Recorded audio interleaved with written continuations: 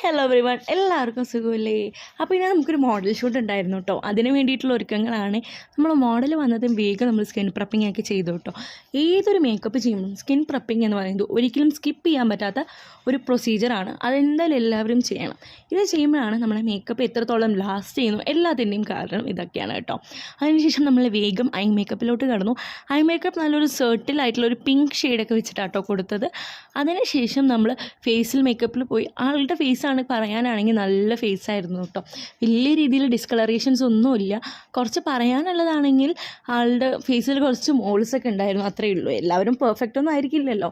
അതിനുശേഷം നമ്മൾ eyebrow filling അങ്ങനെയുള്ള പരിപാടിയിലോട്ടൊക്കെ കടന്നു കേട്ടോ. അപ്പം നിങ്ങൾക്ക് ഈ ഒരു ലുക്ക് ഇഷ്ടമായോ ഇഷ്ടമായില്ലേ എന്ന് പറയണം കേട്ടോ. അതിനുശേഷം നമ്മൾ ലിപ്പ് ലൈൻ ചെയ്തു, ലിപ്സ്റ്റിക്കൊക്കെ ഇട്ട് കൊടുത്തപ്പോൾ ഒരു പൊട്ടും കൂടി വെച്ച് കൊടുത്തപ്പോൾ എനിക്ക് ഭയങ്കര ഇഷ്ടമായി കാണുമ്പോൾ തന്നെ. അതിനുശേഷം നമ്മുടെ ഫേസിൽ ഹൈലൈറ്ററും സെറ്റിംഗ് സ്പ്രേ ഒക്കെ ഇട്ടിട്ട് ആ ഒരു പണിയും കൂടി നമ്മൾ കഴിഞ്ഞു. അതിനുശേഷം ഹെയർ സെറ്റ് ചെയ്യുമായിരുന്നു. ഫ്രണ്ടിൽ നൂഡിൽ കളർ വെച്ച് കേൾ ചെയ്തിട്ട് ചെറിയ രീതിയിൽ പഫ് കൊടുത്ത് ബാക്കിലേക്ക് കുത്തി വെച്ചു. ബാക്കിൽ ഹെയർ എക്സ്റ്റൻഷനും വെച്ചു. അതിനുശേഷം ആളുടെ മുടിയിൽ ഫേക്ക് ആയിട്ടുള്ളൊരു മുല്ലപ്പൂവും കുറച്ച് റോസും കൂടി വെച്ചിട്ടുണ്ടായിരുന്നു കേട്ടോ. പിന്നെ നമ്മുടെ ചൂട്ടിയും കൂടി വെച്ചു. പിന്നെ നമ്മുടെ ഓർണമെൻറ്റ്സും സാരിയൊക്കെ കൊടുത്തപ്പോൾ തന്നെ എനിക്ക് ഭയങ്കരമായിട്ട് ഇഷ്ടമായി കേട്ടോ. നിങ്ങൾക്ക് ഈ ലുക്ക് ഇഷ്ടമായോ ഇഷ്ടമായില്ലേ എന്ന് പറയാൻ മറക്കരുത്. സെർട്ടിലായിട്ടുള്ളൊരു മേക്കപ്പ് ലുക്കാണ് നമ്മൾ ചെയ്തത്. ഇഷ്ടമായി എന്തായാലും ഒരു കമൻറ്റ് ചെയ്യാൻ മറക്കരുത്. നിങ്ങളുടെ സ്പെഷ്യൽ ഡേ സ്പെഷ്യലാക്കാൻ വേണ്ടി ഒന്ന് മെസ്സേജ് അയച്ചാൽ മതി കേട്ടോ.